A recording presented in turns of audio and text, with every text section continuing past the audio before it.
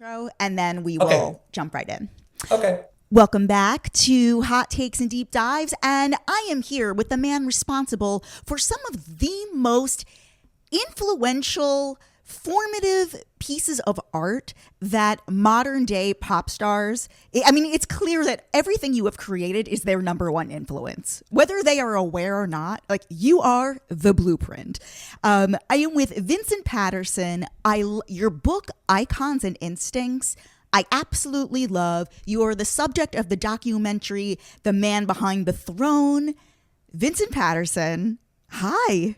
Hi. Thank you so much for inviting me to chat today. And thank you for those kind words about my book. It took a while to come out. I was nervous about it, but my co-writer is the one who pushed me into doing it, and I'm Good. really glad I did. Really glad I did. Thanks, Jess. I think it's your story is remarkable because you did not start dancing until you were what is relatively late for a dancer.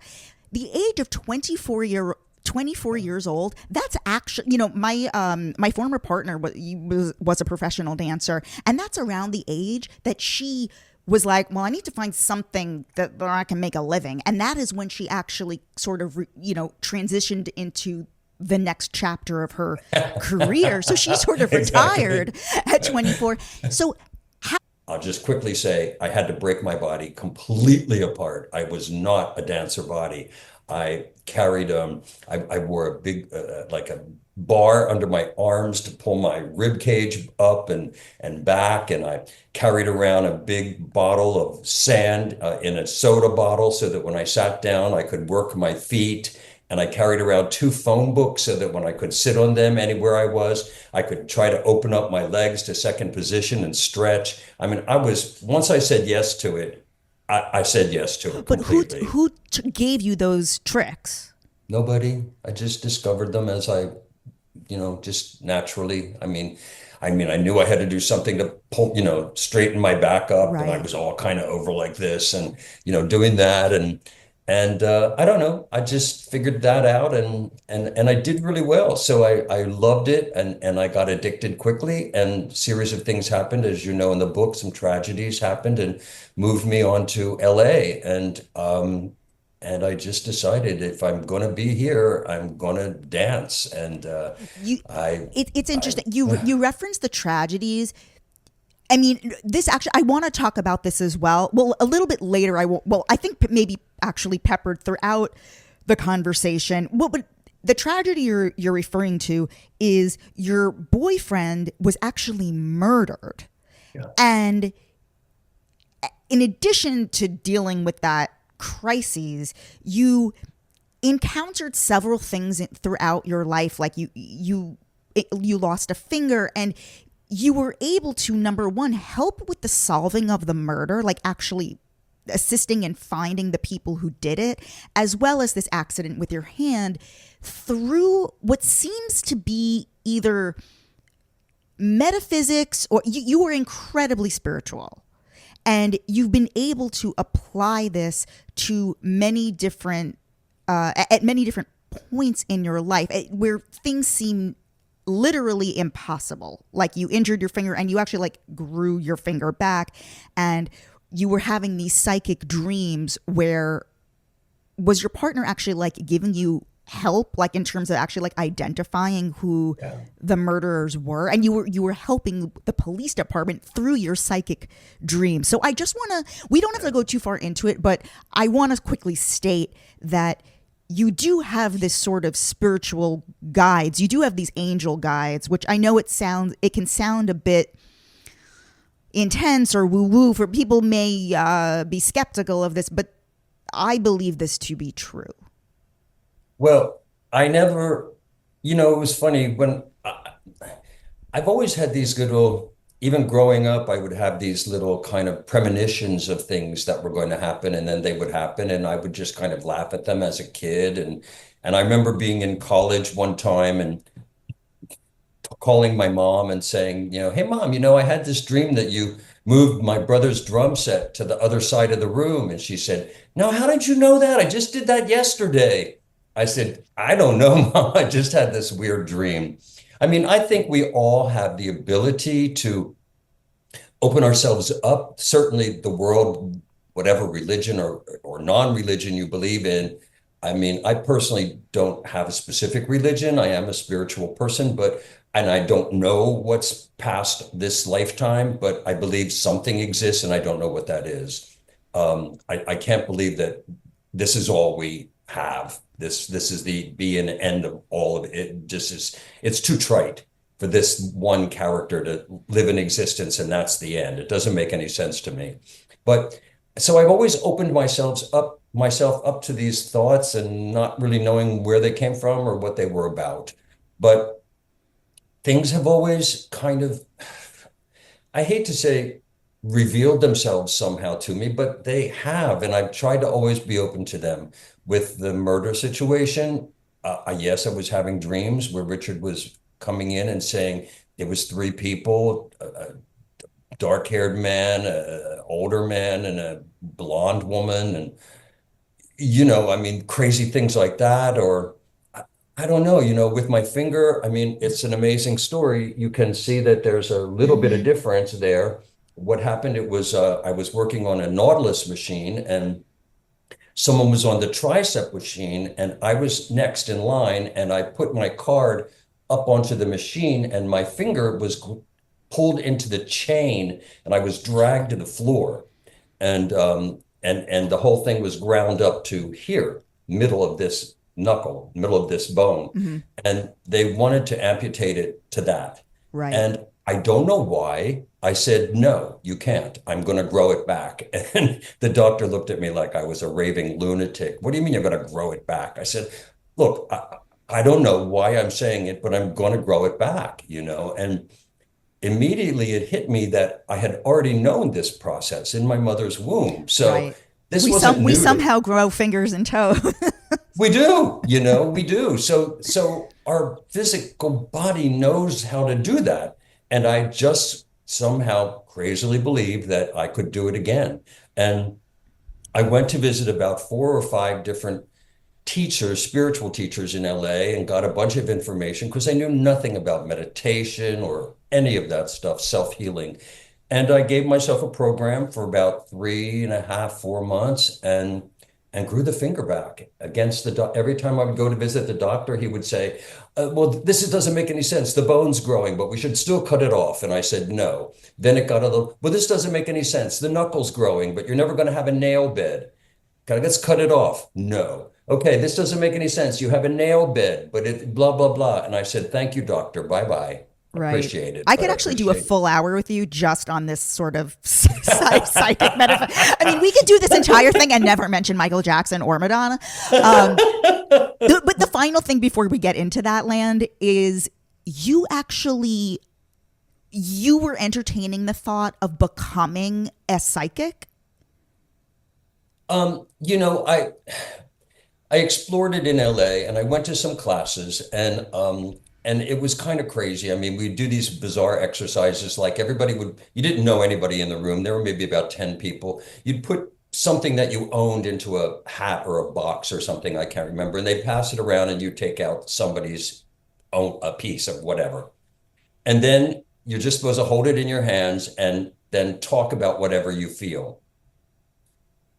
2 times, 2 different weeks, I picked the thing up and I knew all this information about the people that had these pieces. And, I just thought, I don't want to know everything. I don't, I don't want it to be I don't want that kind of life. How do you go from taking this dance class, you're teaching at a dance place, you land in LA. How do you go from just hustling around LA to being cast as the gang leader in the Beat It video for Michael Jackson? Well, a lot of hard work. I mean, it took 9 months before I got my first job here. And I kind of made a promise to myself that if I had to do something other than dance, I was going to stop dancing because I was so new to it. But it so happened again that a friend took me to have lunch at a restaurant. I hadn't eaten in 3 days, seriously. And it said waiters wanted. And I said, all right, that's it. I'm going to stop dancing. I need money. So they said, come back in the evening when the manager's there, and I went to take my last dance class, I thought, and I got a phone call from a choreographer, called me out of class. Hi, I'm looking for one more guy for a TV show, and your name came up. I don't know you. Can I come watch you in class? I said, are you kidding me? Please come and watch me in class. I said, I'm about to give up this profession. He came, and after about 20 minutes, his name was Joe Bennett. He gave me my first job on a TV show. And what was the TV show? It was CBS Evening with the Stars, I think it was called, starring Dick Van Dyke, yes, who was just a delightful human being. And it just, I was kind of the right look. I was, 5'11" and light hair and blue eyes and, nice looking man. And I was a good dancer. I really did. I dedicated myself. I was in classes for 8 to 10 hours a day, 5 days a week here. I really wanted this to happen. And then it just kind of started snowballing. And interestingly enough, the choreographer who had given my name to that choreographer, I started to work for. His name was Lester Wilson, an incredible African-American choreographer who moved out from New York and really changed the face of dance out here. He started doing dance that was sexier, more sensual and beautiful, and I loved it. Michael Peters happened to also be his lead dancer. So Michael and I started working together as dancers for Lester Wilson. Then Michael started teaching a class, and I started taking the class. I wound up being his principal student, or whatever you want to say, in the classes, and we became dear friends. And he started to get some work. And one of the first gigs he had out here was in the electronic media was Beat It. And he said, listen, he called me Lenny. That my middle name's Leonard, so he called me Lenny. He was the only one I let call him that because I hated that name. But he said, you're going to have to audition, Lenny, but I can't pick it. Michael Jackson wants to pick all the main guys. I said, okay. So I went in dressed as a But at this point, he wasn't Michael Jackson yet. Like, Well, he was Michael Jackson, but he was a child star. He hadn't yet. Billie Jean had just come out. So he had the one, yeah. One. He had taken his first foray into the MTV video world with Billie Jean and became very popular very quickly, and the first Black artist on MTV. So that was really incredible.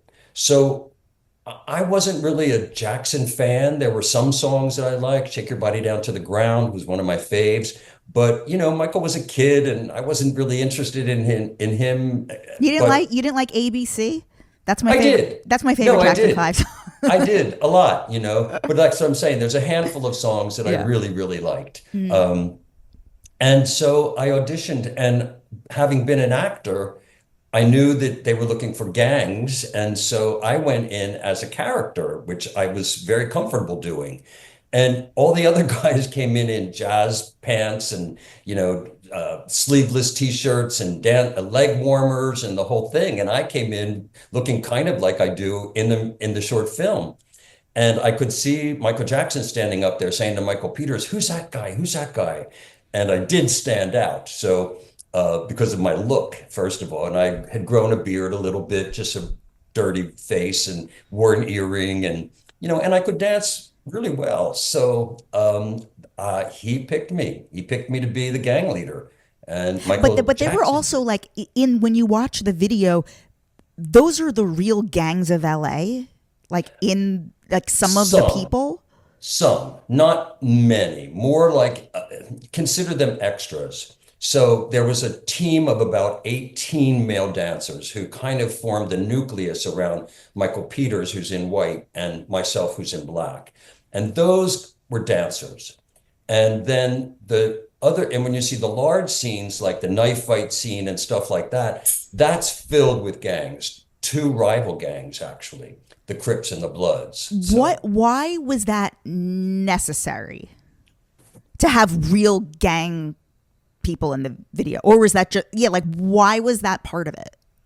I'm not really sure, because I wasn't involved, because I was dancing in it, and I wound up becoming Michael Peters' assistant choreographer in it. Yeah. But that was after everything was already formulated, and I the thought it whole was idea was I thought it was created. funny in the book how you wrote that the Crips and the Bloods, like they didn't understand that you have to reshoot things like 10 times from all the, they're like, oh, I thought we were just going to No.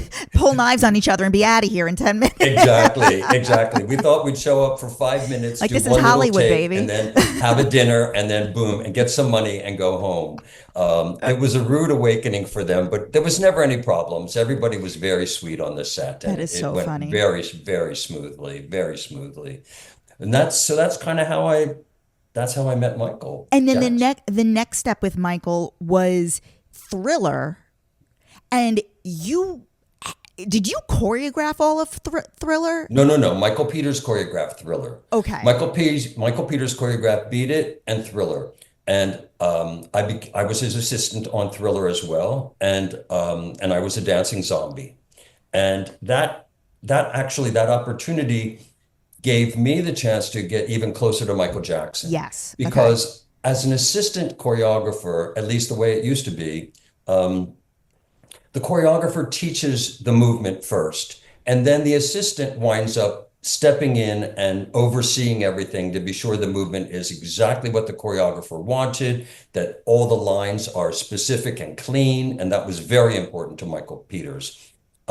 So in that way, I dealt on a more personal basis with Michael Jackson, working with him just by himself and like that. And also, I'm kind of a gregarious kind of man, and I knew how sweet Michael Jackson was from having worked with him on Beat It and now on this. So when we were shooting, actually, we only shot one evening, but he would be like nervously hiding in his trailer, and I would go in and say, "Mike, come on out. The dancers are hanging out outside." "Oh, I don't know, Vince. I'm kind of shy." And I'm like, "No, Mike, come on. These are dancers. They're the nicest people in the world, and they love you for what you're doing, not for being Michael Jackson. So come on out and just hang out with us." And he did. And that was delightful. And I think that also began to establish a relationship with him where he understood that I didn't want anything from him. I just wanted him to enjoy himself, basically. That's all. I wanted him to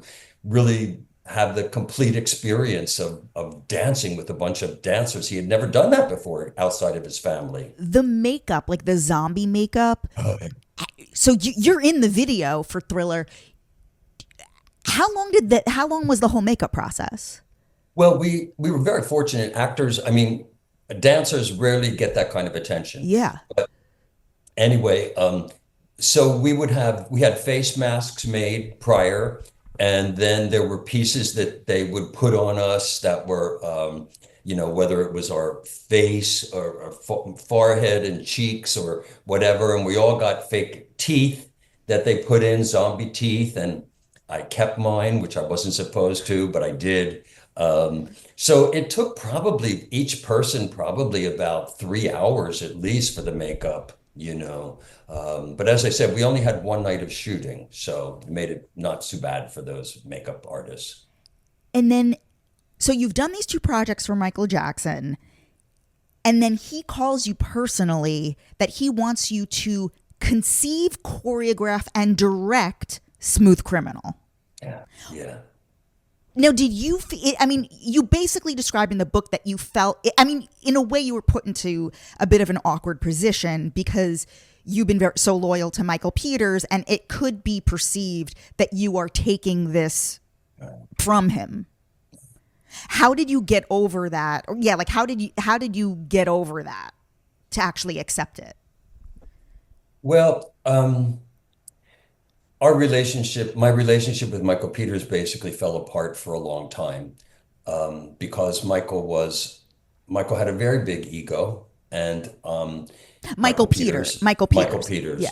And he accused me of trying to take his jobs away, and I was just heartbroken, and he just kind of pushed me out of his life at that point. And I thought, okay, friendship is very, very important, but I did nothing wrong here. I did absolutely nothing wrong here. And if this is what my path is, I have to follow it, and hopefully Michael Peters will kind of come to his senses, if I can say that kindly, and realized this had nothing to do with him. And I never would have done anything behind his back. I was trying to be completely in the open with him. In fact, as soon as I left that meeting with Michael Jackson, I called Michael Peters immediately to tell him what was going on, because I didn't want him to hear something and think there was something that I was doing behind his back. And it was difficult. Did you eventually reunite with him? I did. Michael wound up, well, first of all, I did a crazy, crazy video for a woman named Julie Brown, who was this wacky songwriter and singer. And I co-directed and choreographed a piece for her. And I asked Michael Peters to play this crazy like lab professor, wild guy, like a Igor to, Frankenstein monster. And he loved it. So we did work together on that after a couple of years. And then sadly, he had AIDS, and I became one of the group of people who helped him, taking him to doctors, taking him to get his medication, things like that. And sad but beautiful ending of the story is that I was the last person besides his mother and manager, who was his best friend, to speak with him. I was called into the room, and I was the last person to talk to him before he passed away. What year did he pass away? God knows. I don't even know what year 2 years ago happened. I'm not good with that. Wow. Well, I mean, that's a remarkable ending. Yeah. Yeah. And the beautiful thing was, he told me then, as he was dying, that Michael Jackson had called him that day, which is so beautiful, and told him that he really appreciated everything that Michael Peters had done for him. And that just broke my heart. So let's go back to the phone call, the Smooth Criminal, so the deal with Michael Jackson, the call. So did you meet up? Like, how did he, like, was the song already done?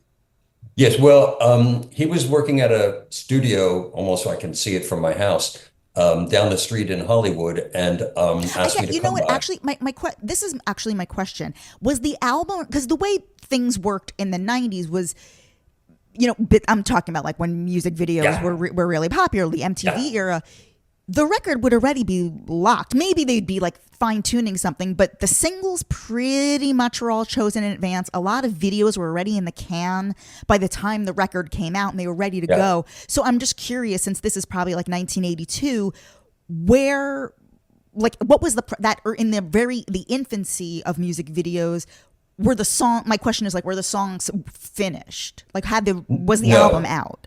No, it was about 1987, actually. Okay. And I think Beat It was 82, Thriller was 83 or 84 or something like that. Then he did Bad after that, which was in New York. Anyway, no, the song was not done. The album was not completed.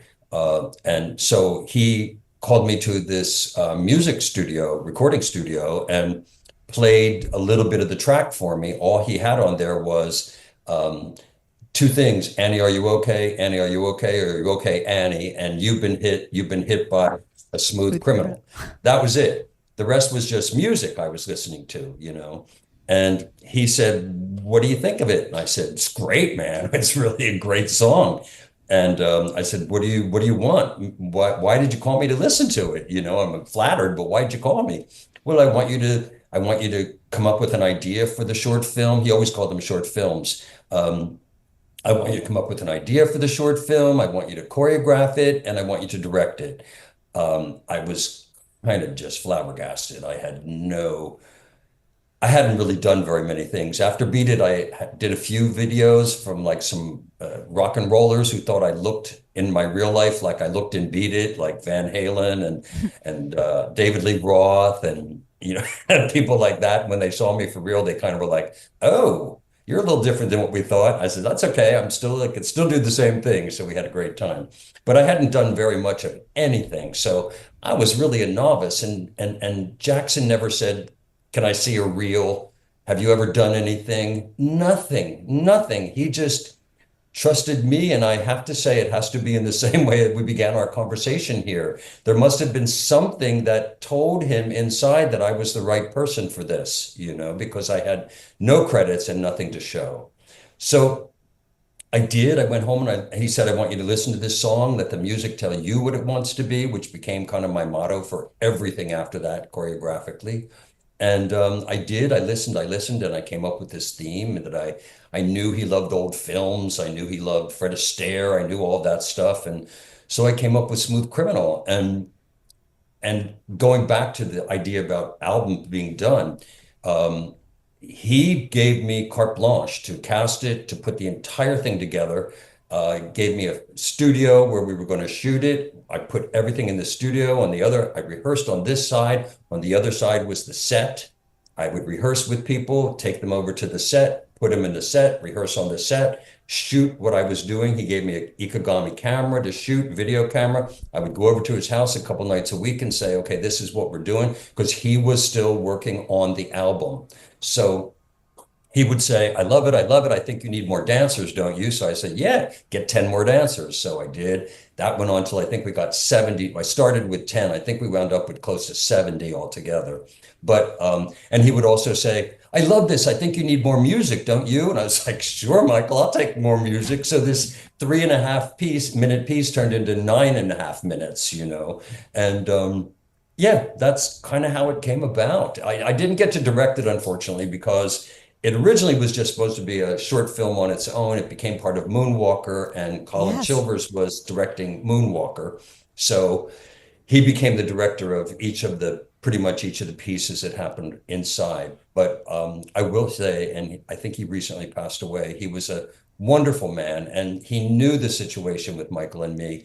He knew that I had this footage, film footage, and he looked at everything I had shot, because I shot it as storyboards. And basically that's what he followed to make the film. So I was very, very happy with the collaboration. You created the move where he's basically leaning. Oh, were you? I think you were inspired by like skis, like how skiers, they're kind of like bobbing and weaving. Can you talk about that? The Yeah, whole the ski the metaphor. lean. Yeah. Charlene, yeah. I knew Michael liked crazy shit, so I wanted to give him some fun stuff that was like outrageous that nobody had seen. So I did the thing with the coin flip at the very beginning when he walks in to start the music. It goes across CGI and lands in the jukebox. That was the first thing. He was like, yeah, yeah, I love that. I love that. I love that. And then uh, Jeffrey Daniel, who also worked on it with me, did a couple small parts. He was a street dancer who had sung with the group Shalimar, and Michael had befriended him because Michael used to work out with street kids on Sundays and to learn what the street kids were doing, which was great. And Jeffrey came up with the idea of the balls being squeezed and, the pool ball, Michael catching it and, breaking apart in his hand. Michael came up with the crazy idea of him shooting that gangster up on the top row up there, and him going back as a cartoon and fading into the wall. That was Michael's idea because he saw where we were going and he was like, I have a good idea. I have a good idea. Well, the lean was something that many years before I had seen a dance concert with a company called Momix, and they had some dancers on stage that were actually in snow skis. So they had the ability to move around and do all of these things. And I had kind of put that into my file cabinet in my head somewhere that, I don't know, maybe I love this idea. Maybe somehow I can use it one day. And working with Jeffrey, and he was finishing his section, and I said, I got an idea. Let's try this. So the funny thing is, the way we did it was basically OG theater techniques. I mean, there was no magic to it. I, of course, explain it all in my book, but I'll share it with you now. Um, each dancer, each male dancer had on a suit, and they had a harness on underneath. And the harness had two little wires that came out from each side, went up to the ceiling, went all the way across the stage, and came down. Two men for each dancer, each one had a wire. So on my counts, what they would do is when they would release the the dancer could go over. When they would pull the wire, the dancer was pulled back. That's how it worked. And then at the very last piece, they do a move where they go to the side and we cut and take the wires out, and then they continue to join the dance. And then, of course, in CGI, we paint all the wires out. But that funny little move became so famous and has become so famous that, I mean, you see things on Facebook and Instagram where scientists, it's probably bull, but scientists are trying to imagine how can a human body do that, and blah, blah, blah. And, oh, and there were shoes in the floor. And well, eventually there were shoes in the floor when we did it on tour.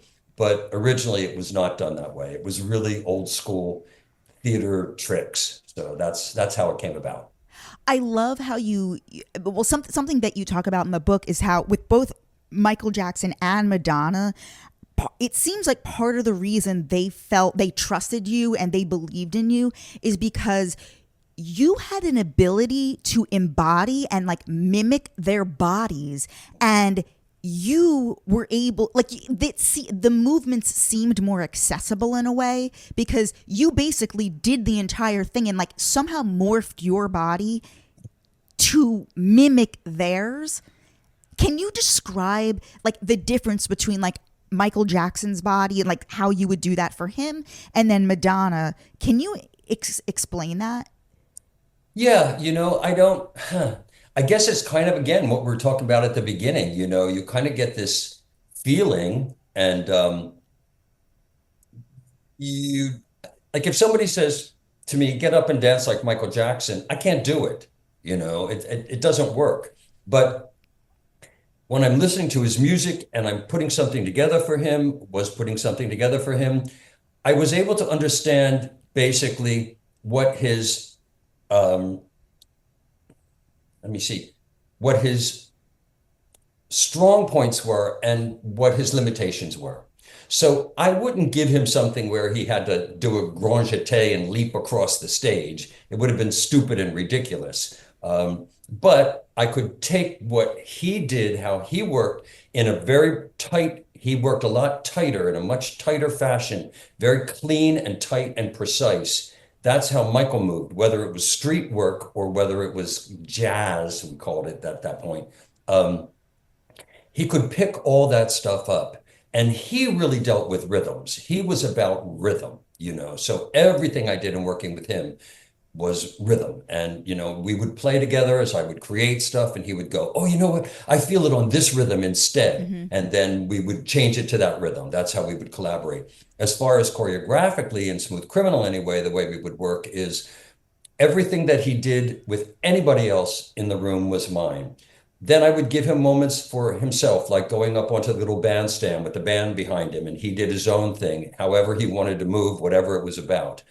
So that's how we worked collaboratively in choreography. I did everything that was involved anybody else. Now, Madonna, when Madonna, I first started working with her, she wanted me to do it, but she was resistant. And I just basically told her, though, I did the commercial Pepsi with her, and then she asked me to do Express Yourself with her, and I was doing a very sexy scene in the boudoir. We had rehearsed it, and when we went to shoot it, she started doing her own stuff. And I said, Madonna, can you, we work this out. Why don't you do what I'm telling you to do? I'm just being honest with you. I think that what we worked on is much better than what you're doing right now. And I said, and if you don't need me, I can go. But, she goes, no, I'll do what you want. I'll do it. And she did it, and everybody loved it. And then, of course, at the end of another piece is when she's at the top of the staircase there, and I gave her movement to do. And, she said, well, Vince, what do I do with my hands here? And I said, well, just grab your crotch because you got bigger balls than anybody in the room. So, but Madonna was a trained dancer. Madonna, Michael, I think, was only trained in maybe tap. Which I don't do.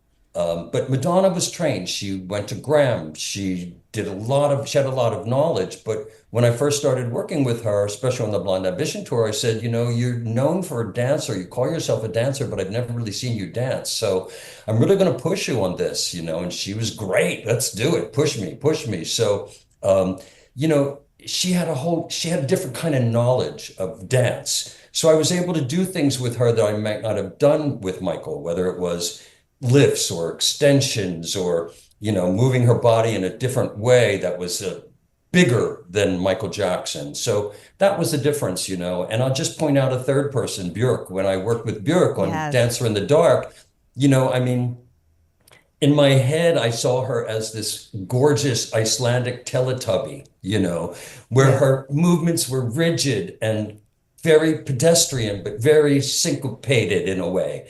And so she was very nervous at first. And I said, don't worry about what I've done with anybody else. I'm going to become you and create movement that works for you, not for me, for you. And so, yeah, you kind of put yourself in the mindset and the physical body set of these people. And though you may not be able to emulate or imitate them specifically, at least I have a good sense of the difference between a very percussive type Björk body to a different kind of percussive body with Michael Jackson to a much more liquid, flowing, sensual body with Madonna, you know. So, And how were you introduced? So, well, let's just finish up Michael Jackson, actually. You went yeah, on to work with him for 17 years, yeah, on and off. yeah. How do you reflect on him now? Just kind of like the aftermath of, well, yeah, I want to talk about like the aftermath of his death, and also when he was coming deep under scrutiny during like the allegations and the scandal, which continues somewhat to like loom over his legacy. How did that land on you? Well, I have to just preface this by saying I'm going to try to get through this conversation about him without tears rolling down my face because every time I do, I get very emotional. You know, he was so responsible for so much of my career and for opening the doors to so many people, including Madonna, you know. You know, those kind of allegations and stuff, look, it's hard enough to be a superstar, and especially one who travels in the realms that he did and Madonna does and did at that time, especially. And so they're always under scrutiny, you know. And I saw him in different situations be crushed, whether it was no matter what it was, even going to black or white for a moment, and the end section with the Panther, where he Mm-hmm. grabbed his crotch a lot and did crazy things, and so many of his fans dissed him and really spoke badly about him, and you know he would cry to me, physically cry, and just say, Vince, I don't know why these people are saying these mean things about me. I love my fans. I do everything for my fans. So I had seen him through stuff, you know. I never spoke to him ever about the allegations because just between you and me or anybody who's listening, I don't believe them, you know. I mean, I knew a man who was, yes, he was quite immature on one hand because he lived a very um, cloistered life with his family and he didn't really have outside friends. He never really grew up that way, like the way we all grew up with friends or family that we could really talk to about anything from sex to politics to football. I mean, you know, it's crazy. He never had that. And so I know he was always a child at heart and in a way, this dichotomy, this crazy, one hand being this genius, and on the other hand, this being this immature 12-year-old, you Mm-hmm. know.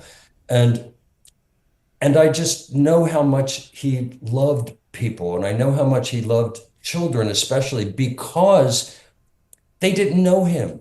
They didn't know who he was. They didn't care about him They didn't being want anything famous. from him. No, and they didn't care about him being famous. He was just fun, you know, whether it was throwing water balloons, having a water balloon fight or a pie throwing fight or just being crazy, you know? I mean, he was really a kid at heart.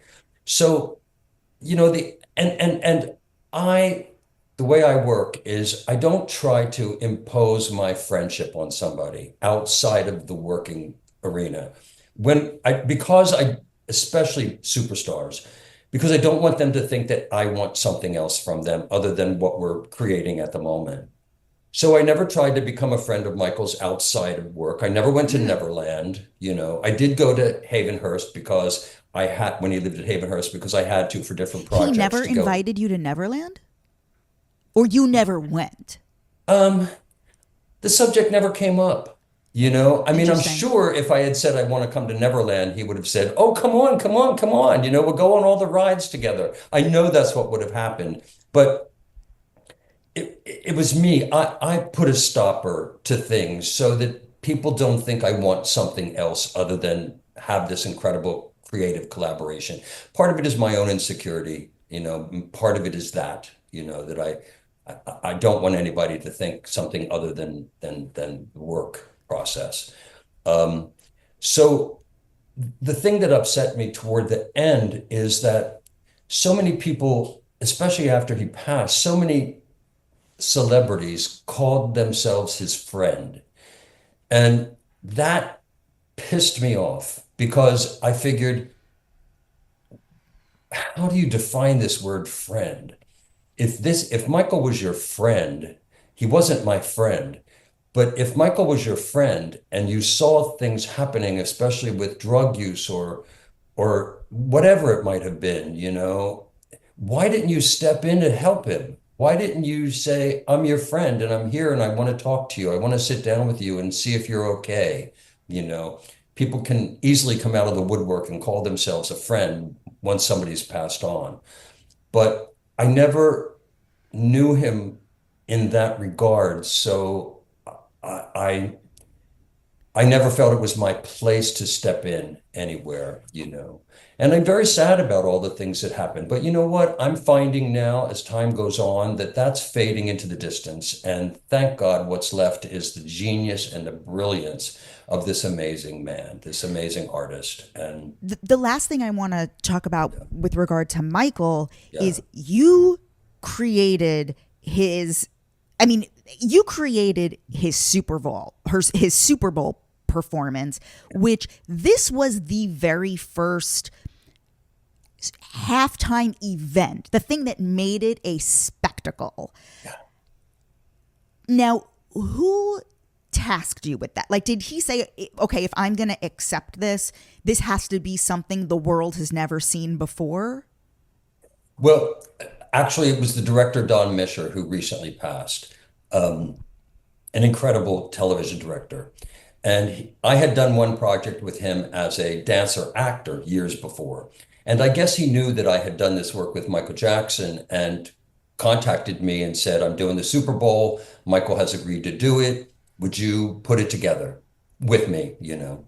And so I sat with him for a couple of meetings and came up with all these ideas and all these thoughts. And then I threw them at Michael, who was on tour, I think, at the time. And he loved the idea. And we came up with all of those crazy things. I came up with all those impersonators at the beginning, appearing in front of Supertrons all around. And then finally him being ejected from underneath the stage and, doing that fantastic show and having all of the audience in the Super Bowl have those cards to do this incredible, fun imagery of young cartoon kids around the world holding hands. And, it was a remarkable experience. It was Don Mischer, though, really, who had the idea to bring Michael into this project and me into the project. And collectively, it was really the three of us that changed this, changed the face of Super Bowl halftime. Absolutely. Is there a halftime performance that, like, since Michael's, that really stands out in your mind as like, wow, this even leveled up what we did or came close to elevating since what you did? I don't really compare things like that, to be really truthful with you. I think there've been a lot of incredible performances. Each performer is very, very different. I loved Rihanna's show. I loved last year. I thought this year was very, very hip and cool. And Rihanna was fantastic. There's been so many great ones. and everybody has their own version. But the beautiful thing is that really Don and Michael and I are the ones that kind of laid down the scene and paved the way and said, okay, you know what? We're changing the game here, and come and join us. And I'm happy to see that we did create a pattern that has still going on to this day. So it was a beautiful thing. Take me into the room when Madonna says to you, I don't need a fucking choreographer.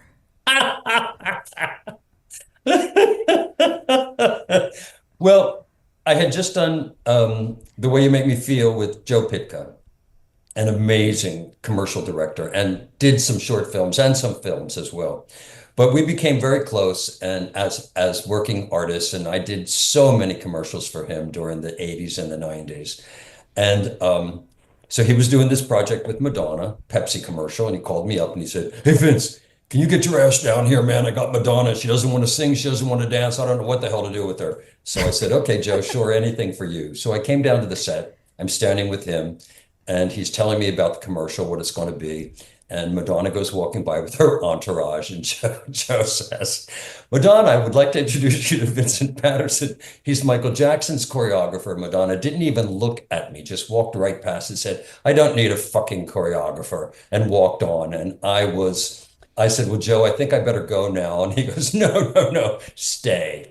So I did. I stayed, and I rescued a couple situations where she was really kind of losing it, and helped coordinate camera movement with her movement, and it all fell together. And then I was putting together some little background stuff for dancing extras that were there. And Madonna showed up behind me. All the dancers stopped, and I said, what's going on? What are you stopping for? And somebody pointed behind me. I turned around, there was Madonna, and she was like, I think she had curlers and bunny slippers on or something. But she said, what are you doing? And I said, nothing for you. I'm not doing anything for you. This is for the background, And she said, no, I like it. Show me what you're doing. So she came back, and I showed her, and the commercial went really well. And we had a great time. Of course it gets banned. Of course. Well, that's how wonderful, I mean, it got more publicity by being banned than it did probably if it hadn't been banned. But so we did that. And then from that is when she asked me to do Express Yourself. And I did the second piece with her. So, yeah. Now, Express Yourself, that is entirely you, correct? Like all of the movement, like it seems like she didn't really choreograph much of that herself. Like that is your vision with David Fincher. Yeah. Well, it was David's vision. It was David Fincher's vision.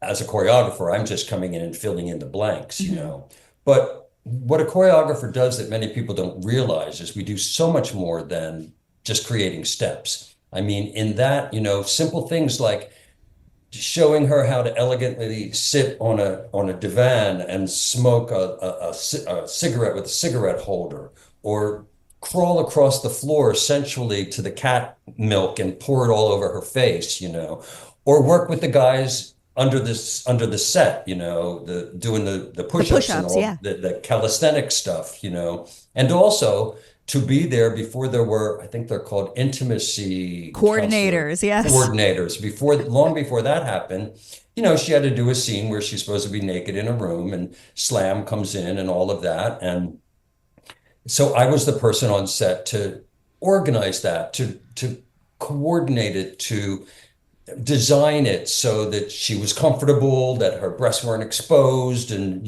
stuff like that. So yeah, you did everything. And then plus, like the piece I told you about, she's at the top of the stairs, and she does the thing in the man's suit, So yeah, I was there for the whole thing, and it was delightful, both working for Fincher, that I did several other projects with him later. And then this kind of made Madonna's and my creative relationship, I think, a little stronger by that.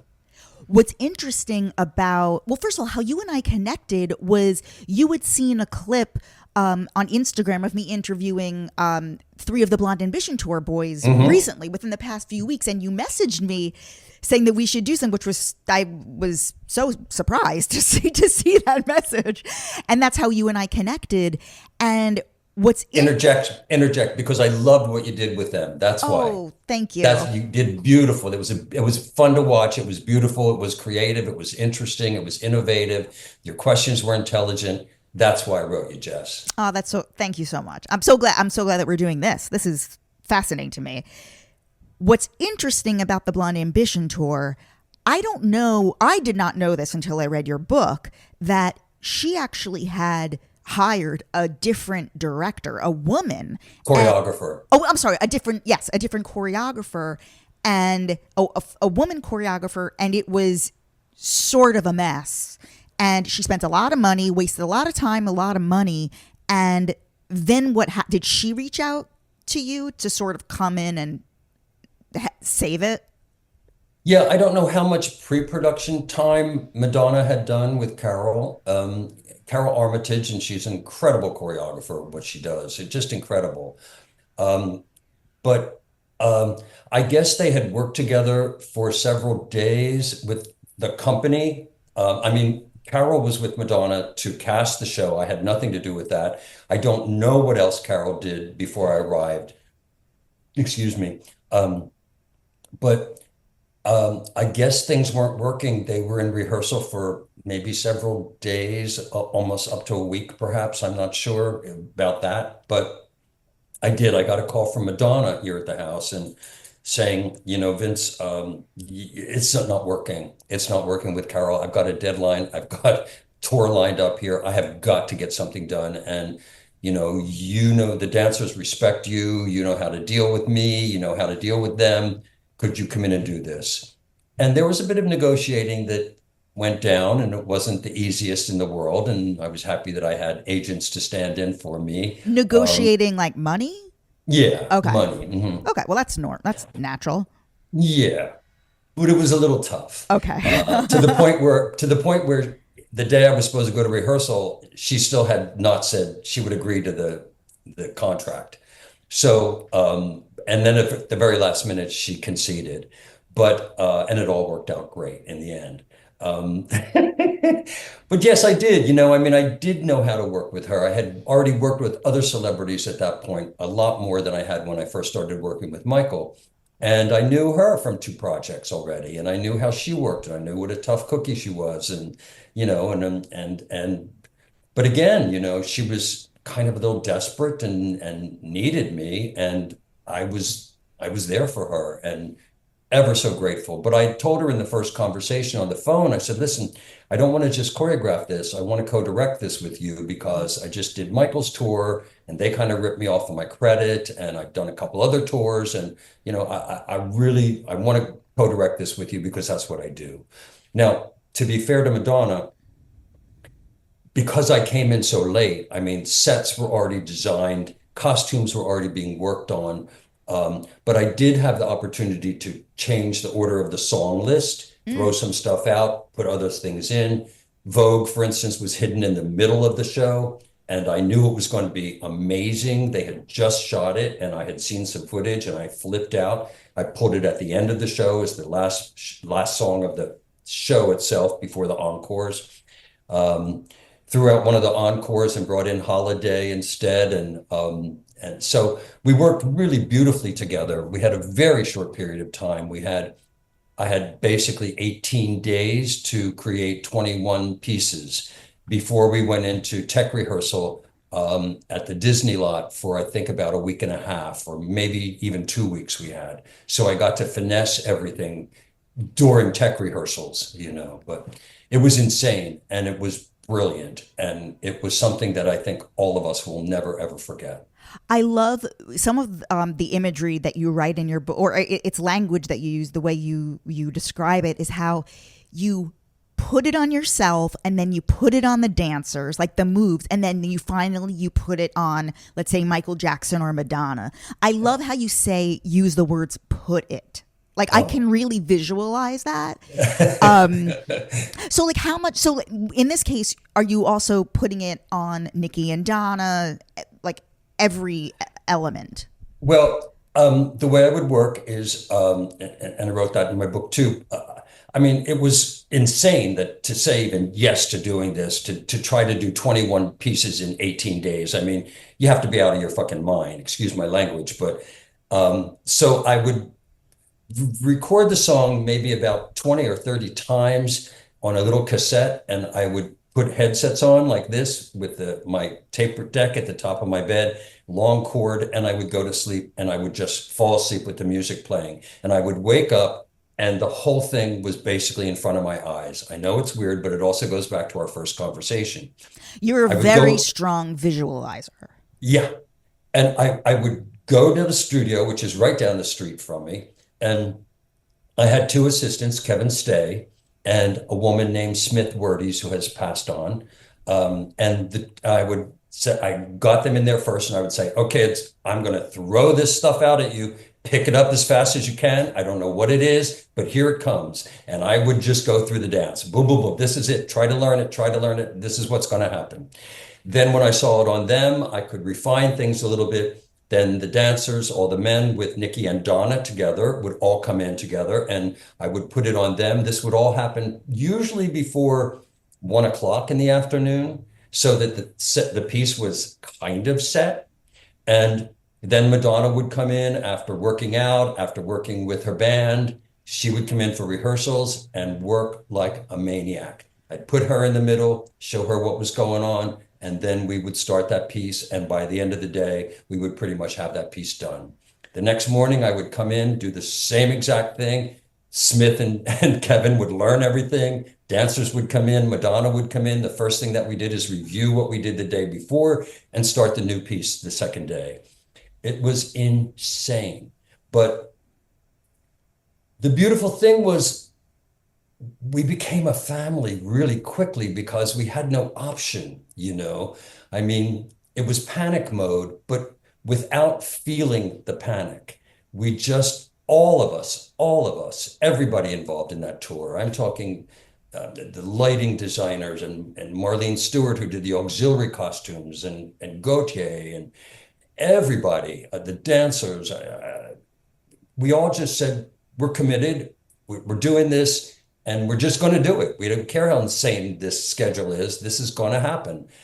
And it happened with so much joy and so much love in that room and so much hard work and so much sweat and so much laughter, and never any tension, you know, never any bad feelings or people getting uptight or anything like that. And it was a lot of it was collaborative. Hip hop was new. I didn't know a lot about hip hop. Oliver Crooms, who came in, was a hip hop dancer. So there's a little couple sections where I let him create those moments because he knew what he was doing and I didn't.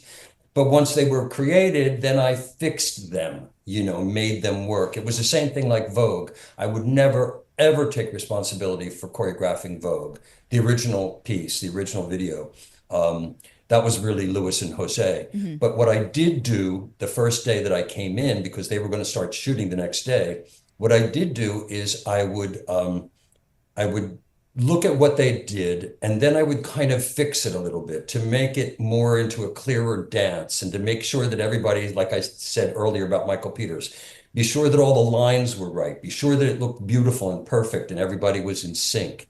So when I later did different versions of Vogue, it was the same thing. I would take the crux of what had already been created, but reimagine it for whether it was on stage for the Blond Ambition Tour as a fashion show, and that went into something else, or whether it was my crazy version of Marie Antoinette for the MTV Awards, you know, taking the basic Vogue movements that they had already created and then filling in a world around it. I think another thing that I did not know before I read your book was you create the version, the Marie Antoinette MTV Awards.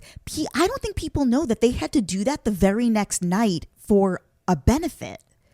The same performance. Yeah. No, we did it the night before. Oh, it was the night before. No, I'm sorry. No, the next night. You're exactly right. It was back to back. So did anything change between those two performances of it, or was it the exact same performance? It was the exact same performance. The only change was that Madonna and the dancers were like absolutely ecstatic about doing it a second time, because this was before social media, you know. And after it blew up, and even what happened after the rehearsal, people were talking about this. And I was directing a big benefit for AIDS, and that Bernie Taupin was producing, and along with another friend of mine, Harold Hudis. And I just said to Madonna that afternoon, right after rehearsal for the MTV Awards, I said, why don't we do this tomorrow night? I'm doing this project for AIDS, APLA, AIDS Project Los Angeles. Why don't I open the show with this? And Madonna was like, great, let's do it. And so that's Yeah. what happened. We just brought a couple of those columns. And I mean, the set was a little minor than what we had on MTV, but we just had the columns and the chaise to carry her out. And And the fans, of course. well, that's exactly what I was going to say was, of course, when people think of that Marie Antoinette MTV performance, the first thing that comes to mind outside of the costume are, of course, the fans, which that was you had those, the fans. Yeah. I was doing a project for Diana Ross that never materialized, but I was doing a Love Hangover. And at that time, when that song came out, there were a lot of, in the gay clubs especially, there were a lot of guys that had these big fans and doing all these disco fans, you know. So I was going to use that in this project with Diana. And I don't know why, I just yanked them. And again, who knows, crazy shit. I just yanked them out of my closet. I had them stuck in the back and I took them down to rehearsal, and Madonna had called me. I need to do this, blah, blah, blah. What do you think? I want to do a piece with Nikki and Donna and I in suits and the guys in skirts. And I said, we just did that. You know, I said, we just did the suit thing. Let's try something else. What? And I said, I have no idea. Let me go down to a studio and play and see what happens. And I took the fans down there and I started playing around, and I thought, you know what's weird? Voguing reminds me in some abstract way of kind of the foppish movement in the courts, in the Marie Antoinette courts, that, you know, and and the posing and all of that. And I started to run with that idea, and that's how the whole thing materialized. And I had these fans and I started playing with the fans, and, you know, and the girls, the women, I can't say girls anymore.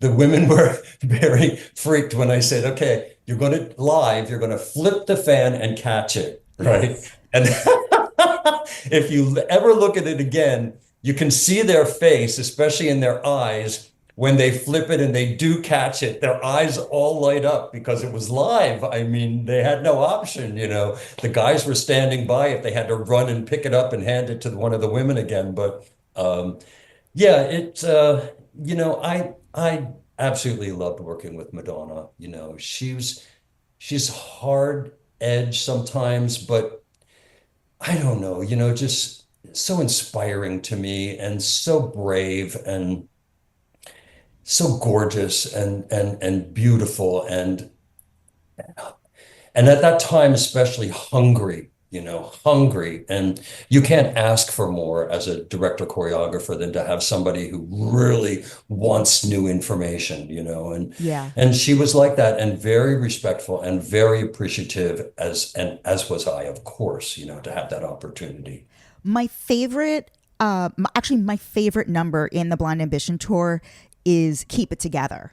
Oh. And I want to ask you, to what degree was Fosse a huge inspiration for you? I had never seen a Fosse piece when I created that. You know, I had never You're seen. kidding. I wasn't a real musical person. You know, I mean, like, I didn't like Broadway musicals. I didn't like musical films. I don't know. It just wasn't me. I don't know. It wasn't something that I was not. I mean, I knew who Fosse was, and I had auditioned for Fosse once, but it didn't work out. But I mean, I knew his photos of his style, but, you know, there was no social media at that time. So it wasn't like you saw things unless you went to New York and you saw a show, you know. So I was familiar a little bit with the idea of Fosse, but I was really, I mean, I was going after Clockwork Orange. That was my inspiration for the piece, you know, was this crazy, wacky family that were violent and loving and everything in between, you know, from one extreme to the other.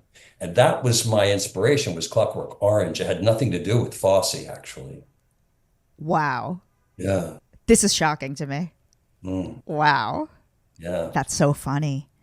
I have to ask, with Madonna and Michael Jackson, they were like the two most famous people on the planet. Yeah. Did they like talk shit about each other to you? Or like what would like did they ever like talk about each other or like ask questions or A little bit, but not too much, you know. No, not too much. They knew I was working with the, every time I wasn't working with one, I was working with the other, it yeah. seemed, for a while there. No, Michael was a lot more curious about Madonna than Madonna was curious about Michael, you know. But I did know that one time I went over to Madonna's for something, and Michael was sitting in a car, in the back seat of a car with the driver.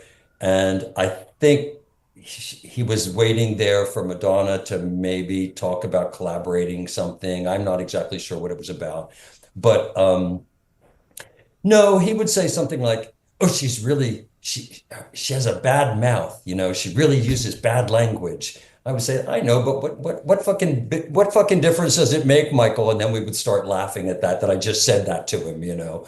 And but there was a small curiosity, but no. And then when I did the Academy Awards for Madonna, they wound up going together. So Yes. yeah, that was Yeah, cool. you choreographed her doing Sooner or Later. Sooner or later, yeah, for the Academy Yeah. Awards, yeah, that was cool.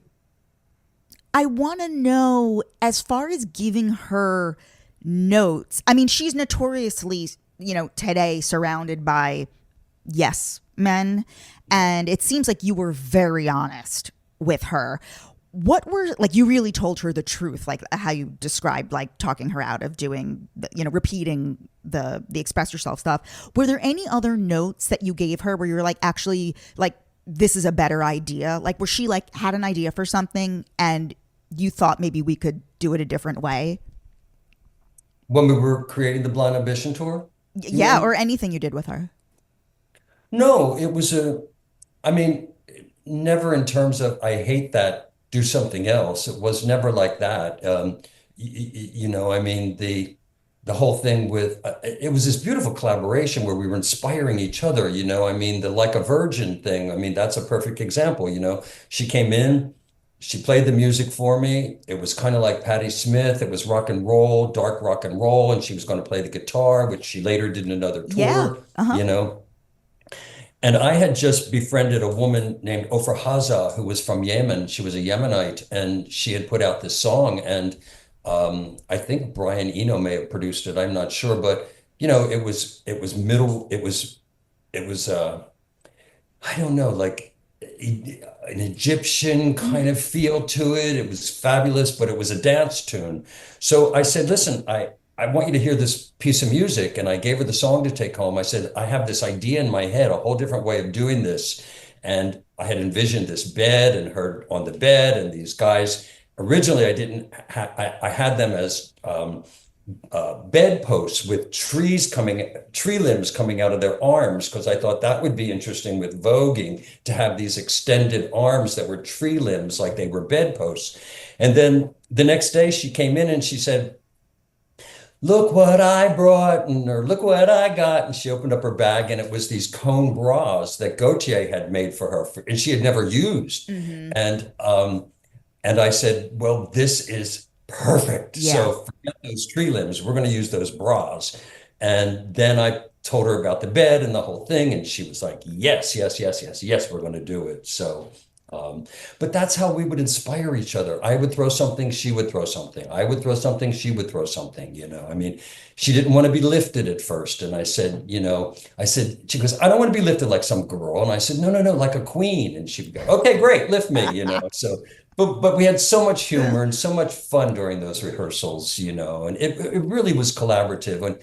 And listen, I'm the kind of person that, as a choreographer, when I was choreographing, I did every step myself. I didn't ask for assistance to make up the work and call it my own. It's many people work in different ways, and I'm not judging anybody, but that was just not my process. I put it on my body first, always, you know.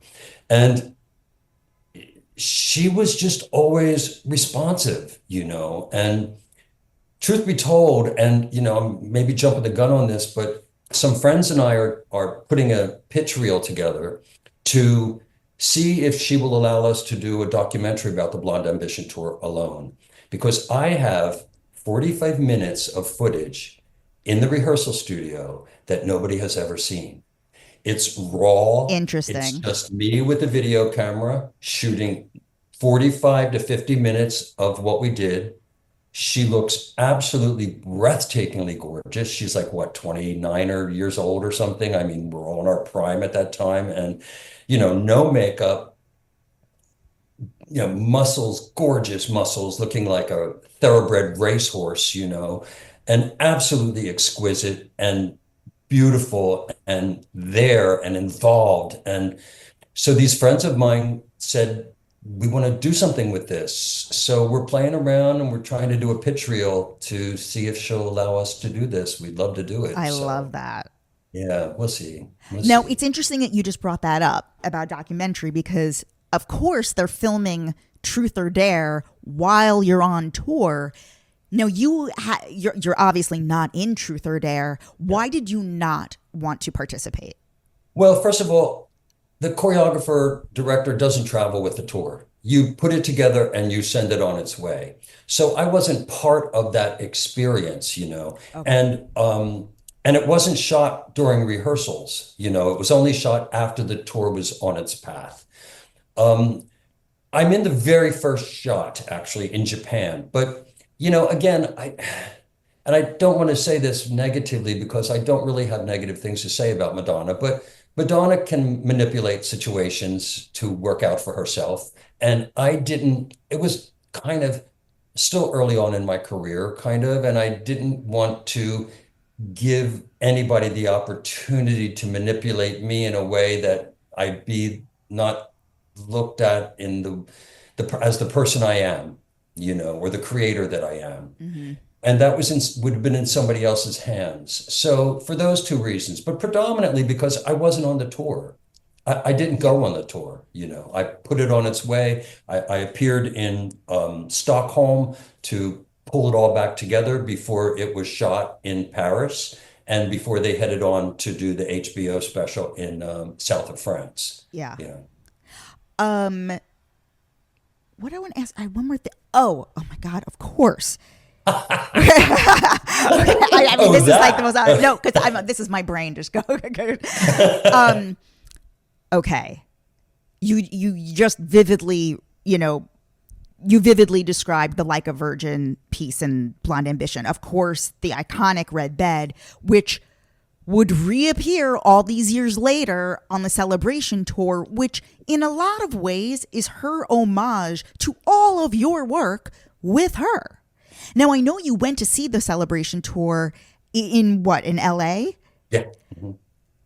I mean, were you just like blown away that like how many pieces I mean, it really is an homage to you.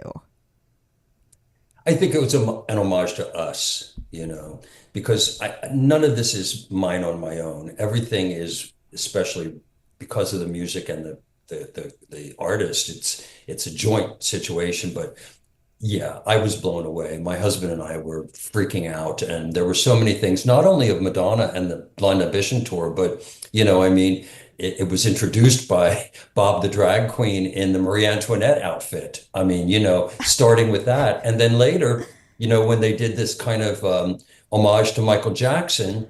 They used my Michael Jackson Grammys, the way I opened up the Grammys with Michael in a shadow behind the screen. So I kind of felt like this is weird. This is weird and beautiful. And yeah, it really made me feel really good that she felt that what we had created so many years ago was still so relevant to her career today. That was such a beautiful compliment. And even though I never got to talk to her about it, I was really, really appreciative and humbled. Yeah. On Madonna, you write in the book, you write of all the stars you've worked with, she really knows how to live. And I think that's really in stark contrast to what you described about Michael Jackson, who was Yeah. so sheltered, never really had a full life. And when you look at Madonna, she has children. She's going to the Comedy Cellar here in New York. Like, she's out there in the world, even though she's Madonna. So, like, what did you mean by it when you, that's my interpretation of it. But what did you mean by it? That is what I meant. That, I mean, it's very difficult for a celebrity of that caliber to be able to put themselves out and step in the middle of the public. And she did, if she wanted to go dancing, clubbing, she took her friends and went clubbing, still, I think, I just had a conversation the other day with Damien Jallet, who did a lot of the work in Celebration, and he was also choreographed Amelia Perez and a few other things I've seen. And I just out of the blue wrote to him because I would like to interview him in terms of this documentary on the Blond Ambition Tour. And I didn't know him or anything. And I got the most gorgeous response. He said, "Oh my God, I can't believe you wrote me." He said, "You were my first teacher. You were my first choreographer. You paved the way for so many of us." And I was just blown away. I don't know. I'm grateful for everything that's happened for me, and I've been very lucky and very fortunate.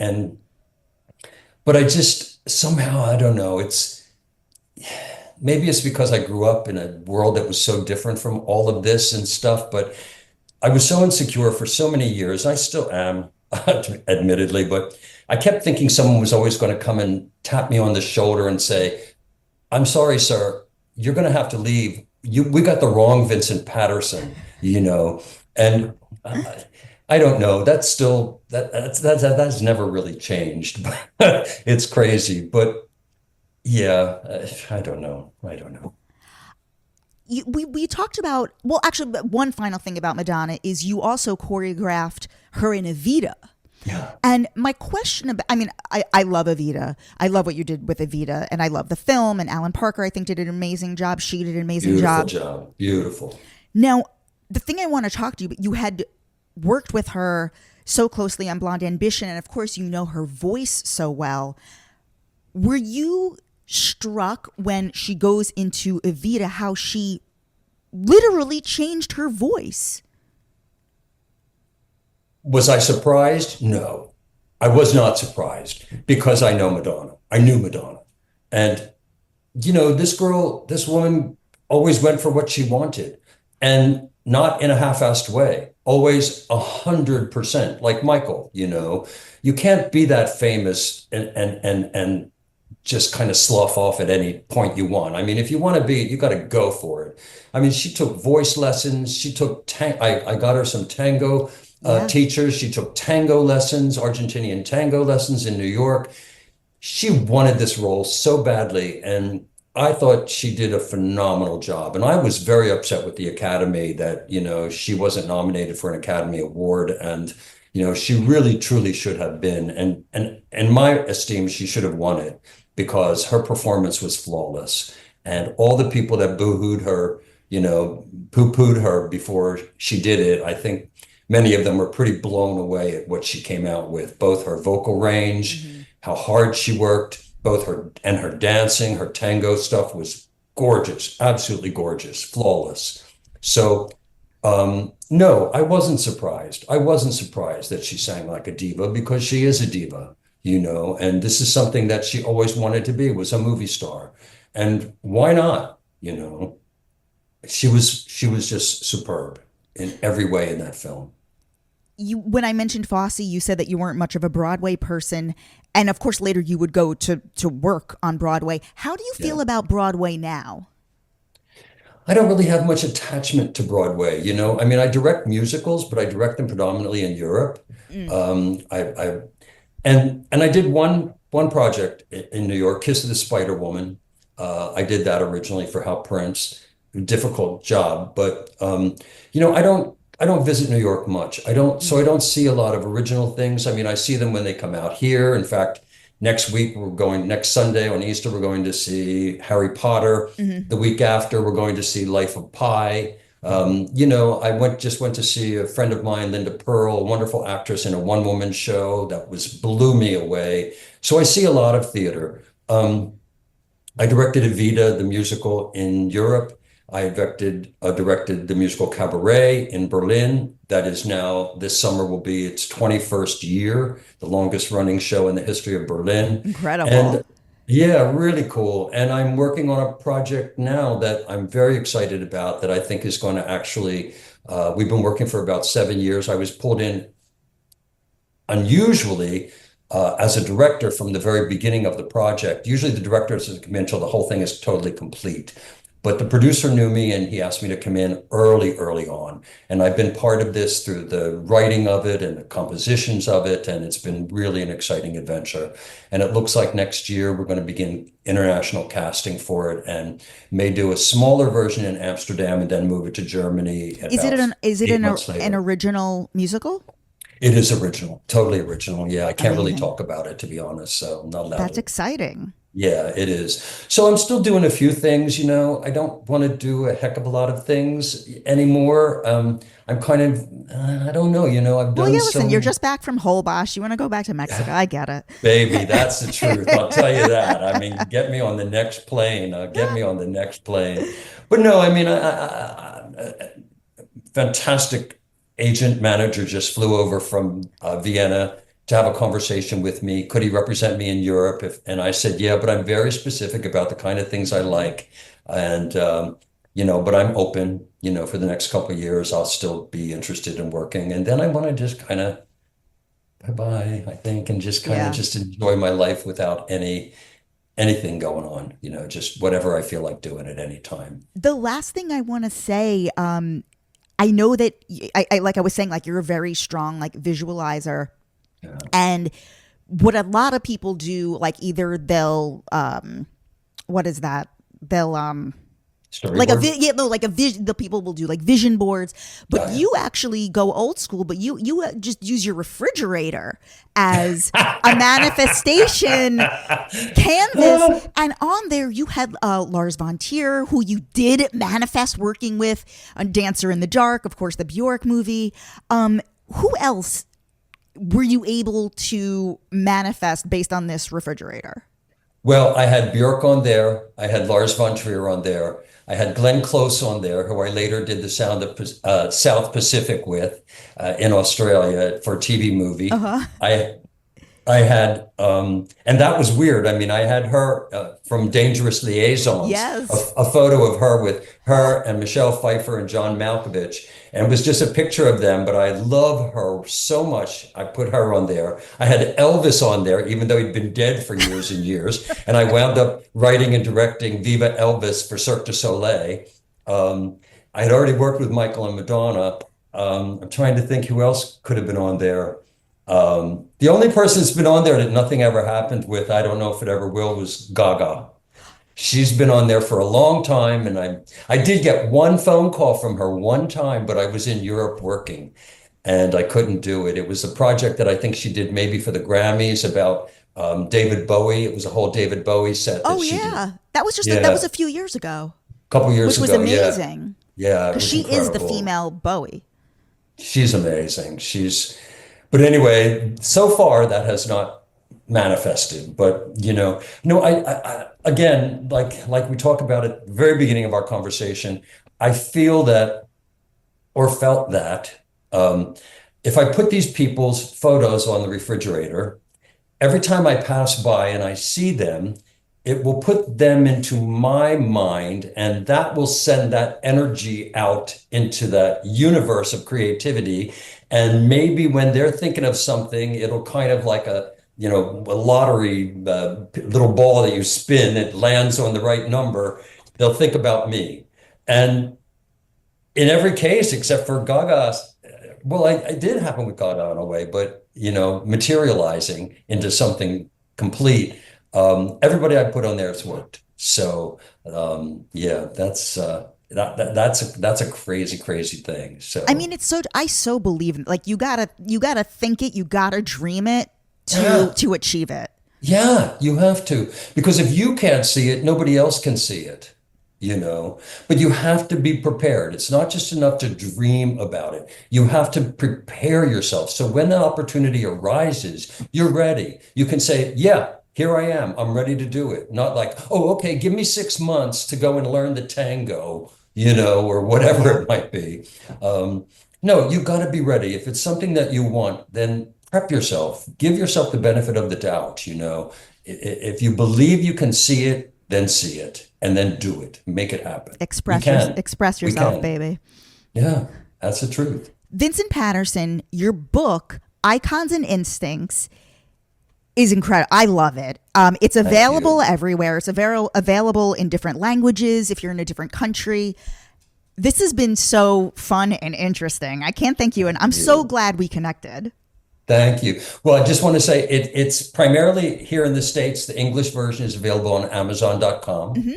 And yeah, it first came out in French. Now it's in English. Then it was in Spanish. Now I've got a guy who's the head of the Michael Jackson fan club in Chile who wants to do it in Latin American Spanish. A guy new friend just contacted me from Brazil. He wants to do it in Portuguese. So I'm very excited. You know, I mean, it's one of those things, you know, we haven't made a penny off it, but it's put so much joy into so many people's hearts that I'm just happy that I did it. And thank you for bringing it up. I really appreciate it. Of course. I mean, I really hope this documentary you're talking about, featuring your footage, you know, something you should check out. There's a new Liza documentary that is largely based around this found footage that had never been released. So there may be something there. My friend produced it. It's now like available. It's in theaters.